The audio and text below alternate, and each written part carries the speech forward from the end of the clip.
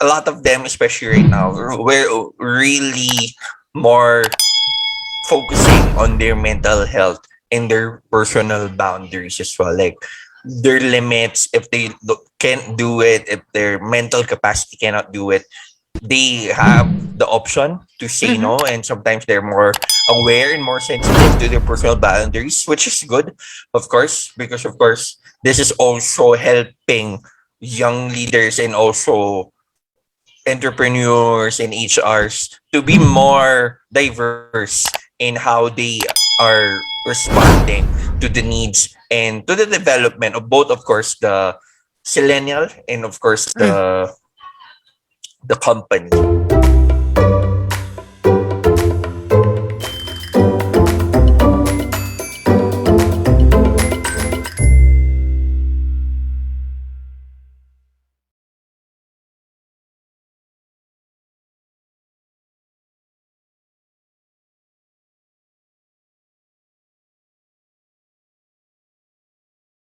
Hi, Mark. Hello, hello, good evening, everyone. Thank you so much again, Christina, for having me. And it's been a while. I mean, I think after our last coaching session, it's been a month. So hopefully we're doing well. And thank you so much for having me. Yes, Mark. So actually, I invited you today as promised because we've been talking about growth and change and coping with a lot of stress and also trying to improve myself. Okay, but unknown to a lot of people, okay, there is a community, okay, of youth, of course, of youth leaders who are actually trying to make a change. So, can you just please talk about your group, which is the online SDG, and what is SDG? Thank you so much. Again, the online STG Action Forum, it's an online community wherein we aim to bridge and connect opportunities, connections, platforms, events, and other learning and development opportunities to young people for them and help them effectively contribute and act for the United Nations Sustainable Development Goals. So the UN SDGs, it's a 15-year plan instituted by the United Nations and its member states in the year 2015, and we're now on 6 year. We just celebrated its 6 year anniversary last week, September 25, and it aims to promote the planet and poverty and of course promote peace and prosperity in the community. So as of now, the group has around 22,000 young leaders from all over the Philippines and outside the Philippines. Okay, so great to hear that. So this is actually an advocacy group, okay, and the Yes. reason that I invited you, okay, for an interview is that there is, of course, a misconception, and we're here to debunk. Myths. Okay, so we're talking about the millennials. Okay, and the millennials having certain reputation. So, Mark. Okay, so let's go with our first question. What can you say about people saying that young people, Yes. millennials, are lazy and entitled? I think it depends, I guess, on the people that they meet. But I believe that they're not really lazy and entitled, but more vocal and more expressive on what they want to do and what they don't want to do. So, and with regards to this, kasi it can vary. So that's why sometimes it can be pegas lazy. And I think this has been a sickness from an older generation trying to criticize the younger generation. Like me, I'm a millennial. I believe I am a millennial rather than Gen Z. Although it can be debatable because I was born in 1996. So there are some studies that I am a Gen Z. There are some studies that I am a Gen Y, like the tail end of the millennial generation. But I believe I'm more into the millennial generation than the Gen Z generation because I believe I am more leaning to an older school. approach. But I think those are the current, like, I know a few years ago when millennials were still like, most of us are still in our peak college, while I was in college, and some of us, we were also tagged as lazy, etc. I believe we are not really lazy, but we are just more expressive and more empowered on the decisions that we want and we don't want to do or make in life. Well, actually, I'm a Gen X. Okay, so I was born 1974. Okay, so people have a notion that we're too, what do you call this, strong-willed, a little bit crass. Yeah. so, so we're straightforward and blunt. So there's like a misconception also with our generation. Okay, and it's because, well, I think it's because of the economic. It's actually the environment that we were born into.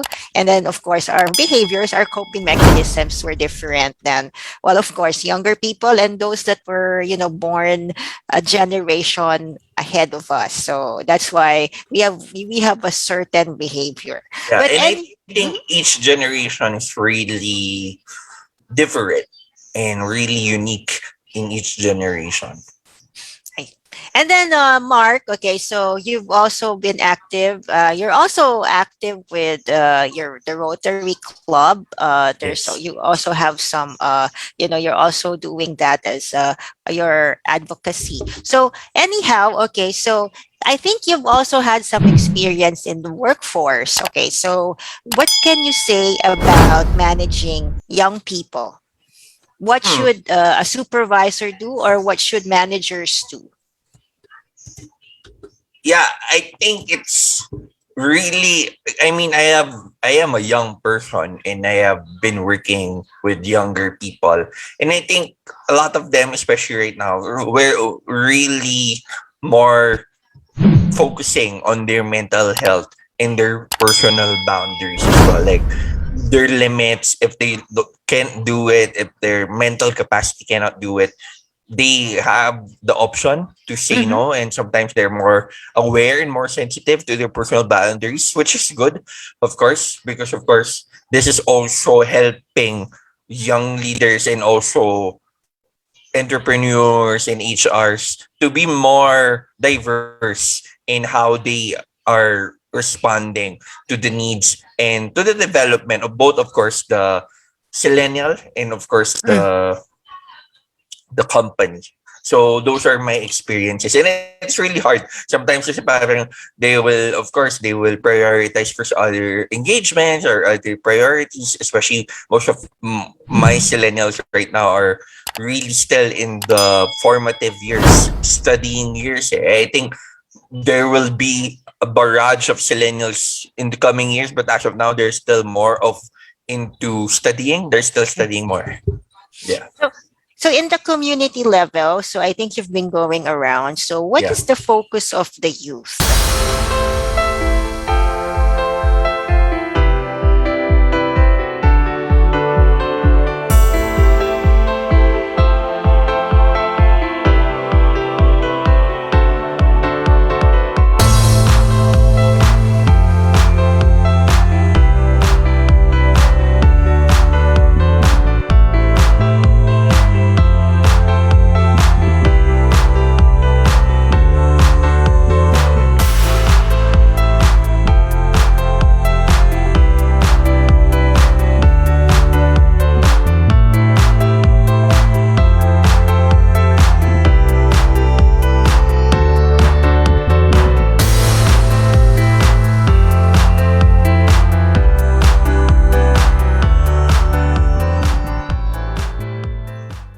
It really varies per reason, per country, per community. Like when I visited for my Rotary Club in Mm-hmm. Tanay, it's really different. Like the young people there are more enjoying. I think the lack of signal also contributed to that. Like they're more traditional, but the ones who are into a more signal area are Mm-hmm. more immersed into a more modernized thinking. Mm-hmm. So yeah, I think it really still varies until now. And I think the causes right now, the common causes I believe right now that are into the millennials are of course the mental health. Mm-hmm. Education is also one of them.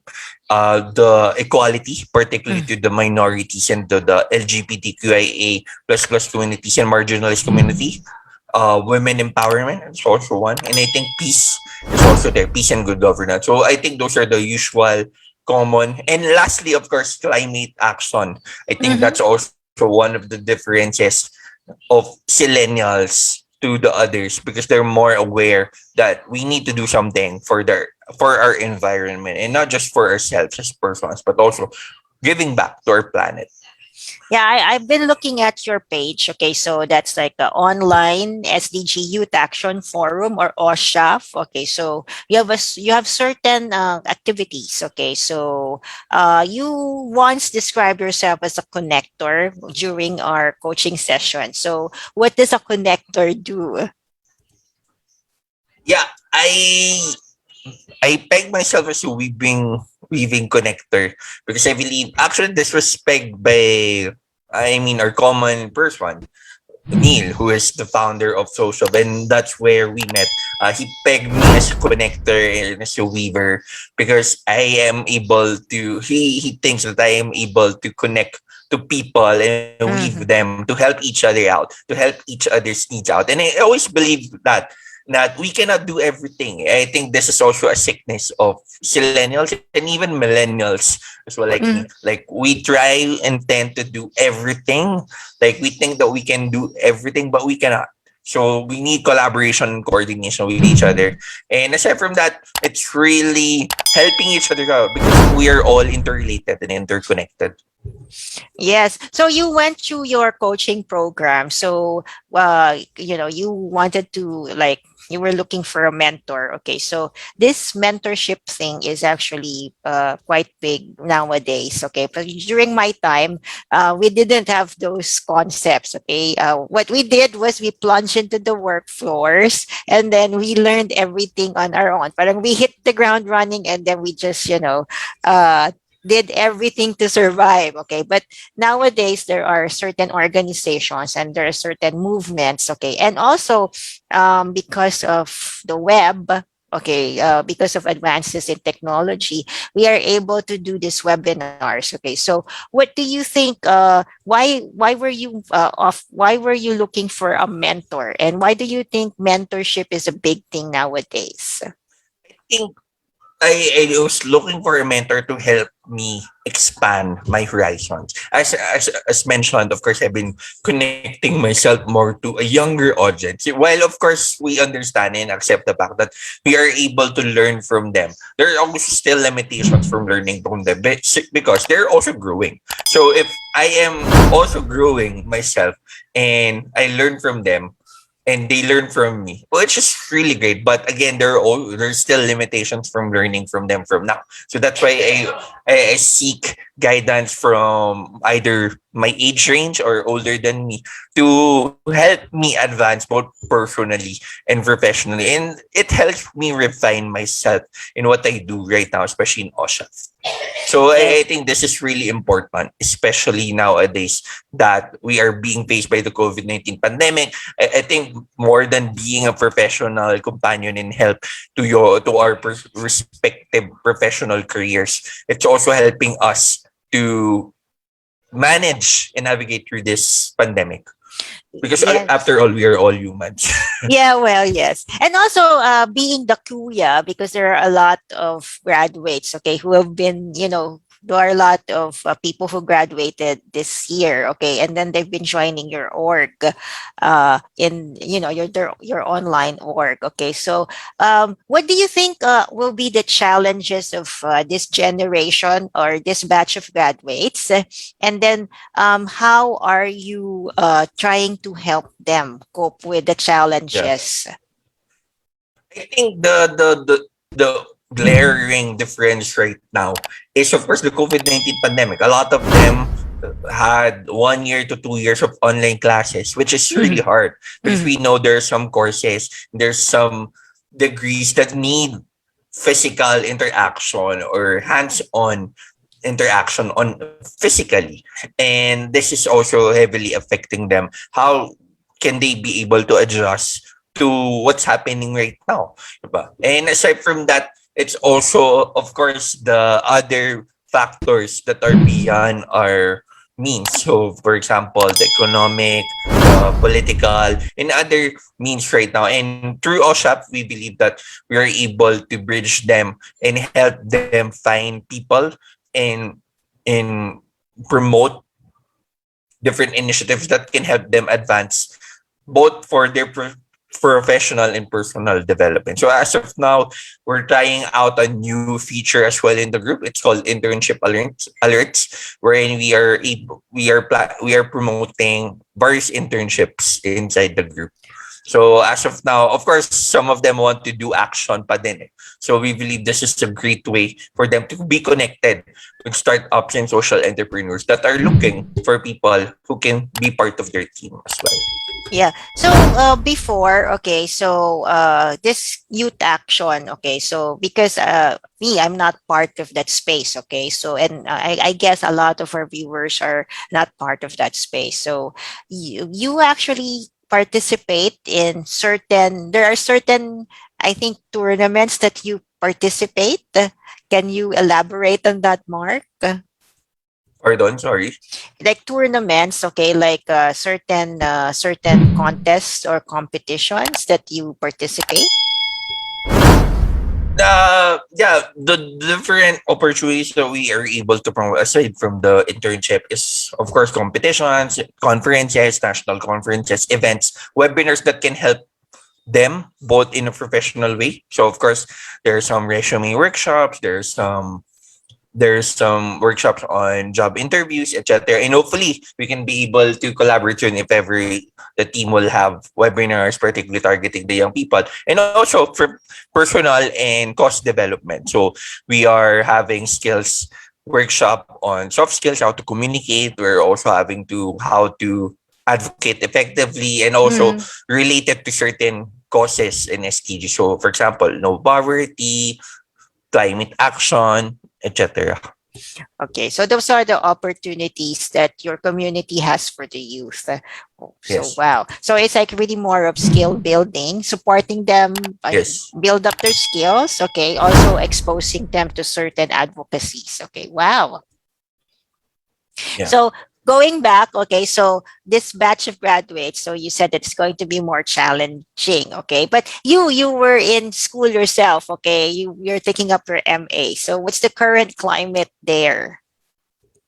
I'm currently taking a Master's of Public Administration in UP Diliman, and I always been so firm that it's actually better for me personally to have a master's degree online rather Mm. than physical, because I think before kasi nung when we're still studying in undergrad, we need more time eh. Kumbaga now as we are working, our priorities work while at the same time study, but our priorities more of work, and I believe this is more practical, not just for me, but also to my fellow master students, not just Mm. in public ad, because it Ah. helps us.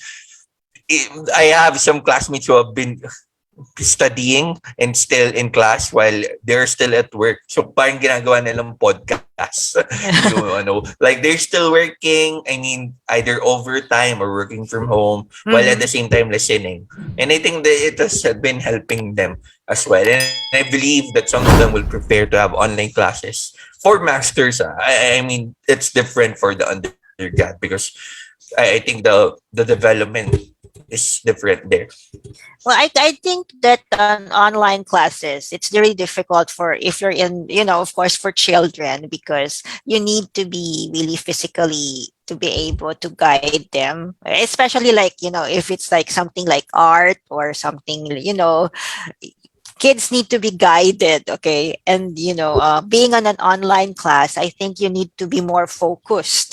Imagine if you have you have a very brief attention span, so it's really difficult to focus. So I think online learning is really for adults, okay, so that's and then for I that's really an issue for children, okay. So how, but the landscape is changing, and then like you, okay, I believe that you have like several activities yourself. So you have your advocacy and then you have your work. So is this going to be the lifestyle of millennials as they, grow old and, become the older generation themselves? Yeah, I think there's also a shifting because of course they're now more digitally literate. They're now more sensitive to diversity, to mental health, Mm, equality, these terms, and even sustainability. So these are some things that I believe HR and even the CEO, COOs, and bosses need to take note because of course some of them do not. Kumbaga, it's a changing field. It's an ever changing field, and having younger audiences can really make or break respective businesses, trends, and industries. yes. So I think like, okay, so work from home. Okay. So, well, it's actually changing the landscape. Okay. So a Yeah, lot of people are I working from agree. home, and they're actually, from my end, okay, people are shifting to work from home because Yeah, it's much safer. Okay, yeah, so that's one. But how about this thing about freelancing? Okay, so jobs are no longer yeah. permanent and it's shorter. What can you say about that? Pardon, sorry. Like jobs are jobs are gone are the days that jobs are considered permanent. Okay, so like the gig economy has given rise to like contractual arrangements, okay, or having more than one boss, okay, at a given period. So what do you think is how will the millennials, okay, view careers? I think it's gonna be different. It's gonna be more adaptive, and it will again as mentioned, it will be a make or break deal for everyone. So yeah, Yeah, well, it's going to be more, people are going to be more adaptive. But I guess the focus is, remember before, like people are just like, just focus on one task. I think this is like people are going to be multitaskers like you. Like, I remember that we talked one time that I said, I told you to slow down because you're multitasking. And you said, oh, this is nothing. yeah, I agree. And yeah, it's really. I mean, me nga, I'm still like on the somehow end. Like I still have some traditional and modern principles that I adhere to, but some people talaga are really more respective of their boundaries. They are really outspoken, which is really good right now because it helps us improve as well. And Well, I think this is gonna be the trend moving forward. yeah, well, speaking of being respectful of boundaries, okay, even if we're working like home based, okay, I notice, okay, young people nowadays, millennials, okay, they're very strict with their time. So, which Yeah, means like if your shift is up to like 5 p.m., they will yeah, really turn off at 5 p.m. And then they yeah, will, but older people, they're still working. I mean, but these people, I mean, millennials are more disciplined. yeah. Agree. So, how about you? Okay, so how do you take care of yourself? I Because think you said you're the kuya, you're a millennial, not a yeah, millennial. agree, agree. Yeah. I think it's helping us to be more me. Like I try to use my Sundays as a rest day, and I try to turn off my social media until 11 p.m. and then until 7 a.m. until the next day, and then yeah, I try to face myself more and try to remove myself from unnecessary negativity. I mean, of course, we need to be more receptive pa din to feedback, but I mean, some of them might be unnecessary already. So yeah, we choose where who to listen to. But of course, not removing the fact that we need to learn. But then mamaya kasi it might get too egotistical na rin. We just need to listen to ourselves. Mas kilala naman tayo. But again, improvement talaga is important. So we've been talking about change, right? So and then I Yeah. think your group has been working for change. Okay, change Yeah. in terms of the community, and then in in in the respective advocacies, you are talking of change. So what is true change, Mark? True change is, of course, hmm, true change is can really be different, to be honest. Like, yeah, it can really be different depending on the person. I think change is able something that you're able to see. I think Mm-hmm. something that is tangible, that's something that is being felt by people. Okay, so this one will go a little bit political. Okay, so the reason I also wanted to guess you. Okay, so the current climate. Okay, so last Friday, people there were like already candidates filing their certificate of candidacies. Okay, so I have a question. What is an ideal leader for you for the Philippines? Without naming names, okay, what is an ideal leader I for think you? something that is empathetic, something that is open. Yeah. And then how do you think can we, really survive this scenario that we're in? COVID and then the economy. How do you think can we survive? Uh, I think we need to adapt. We really need to adapt. Yeah. So we need to be adaptive, I think. So Yeah. yeah, I agree with you. So I think that it's actually regardless of generation that you have, the generation that you're in. But I think one thing that was that this pandemic and this predicament that we're in that has taught us is that we should be adaptive. So I think that on that part I agree with you, Mark. Yeah. Thank you so much.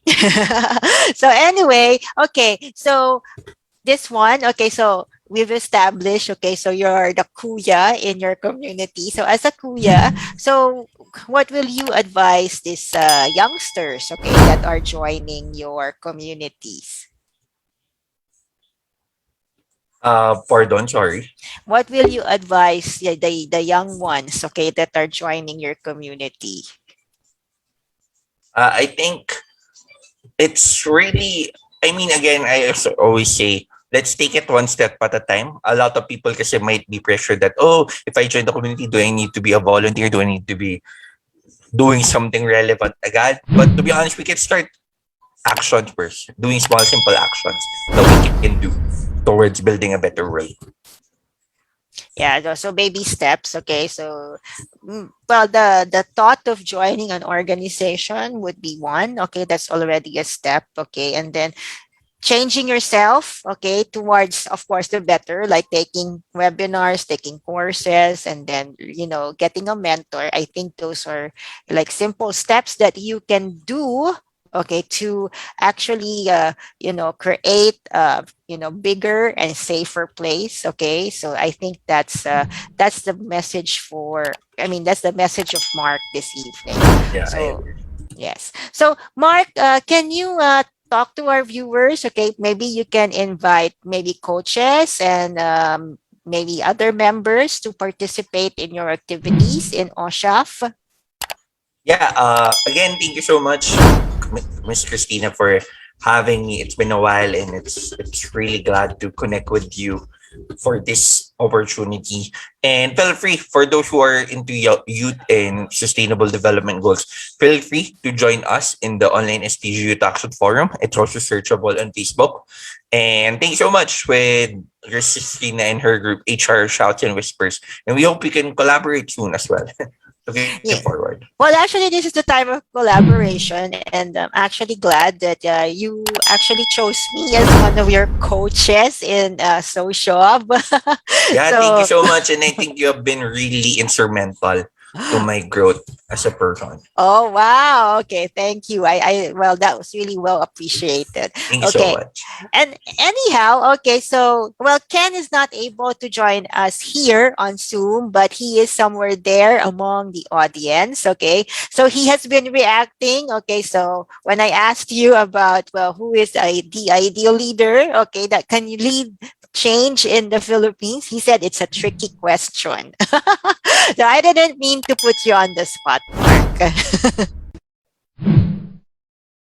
No worries, no worries. Thank you so much again. It was a fun discussion.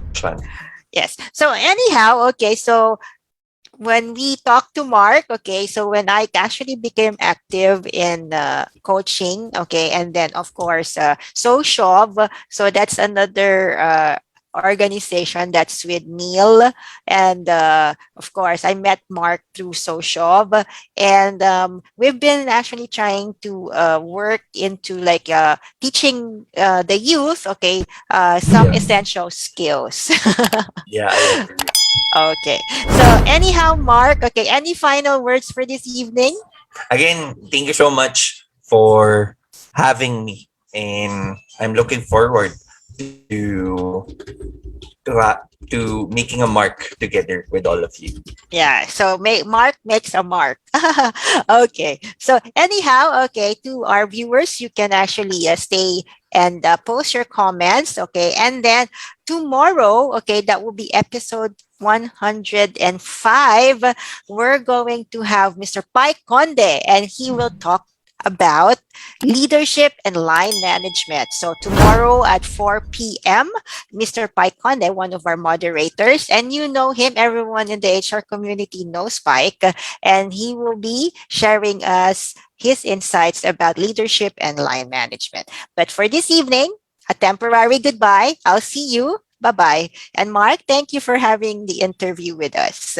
Yeah, thank you so much as well. During the pandemic, why don't you upskill in the comforts of your own home? Improve and add more certificates in your resume. Simple, direct, easy. Visit the playlist in our YouTube channel. Browse through our videos and choose the video that interests you.